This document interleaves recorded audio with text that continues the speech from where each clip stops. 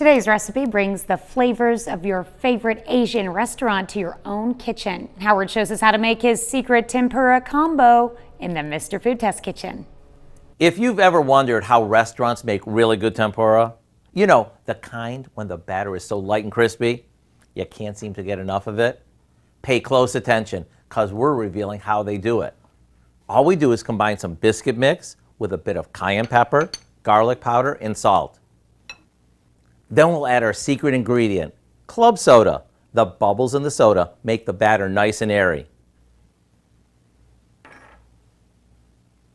Once that's mixed, we can dunk strips of chicken, broccoli florets, whole mushrooms, zucchini chunks, or any veggie meat or fish we want.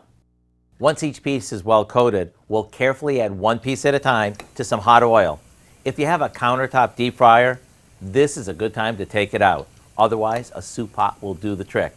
Also, you want the oil to be about 350 degrees, because if it's too hot, the batter will burn before the inside cooks through.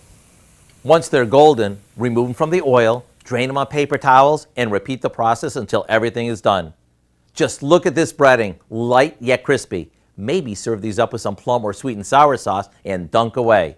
However you serve these, you can count on everyone loving them. I hope you'll go online to get our recipe for our secret tempura combo so you can enjoy this tasty Asian favorite right at home. I'm Howard in the Mr. Food Test Kitchen, where every day we're looking for an easier way for you to say, "Ooh, it's so good." You can find this recipe along with a lot more good food from the Mr. Food Test Kitchen online. Just go to our website at KOAMnewsnow.com.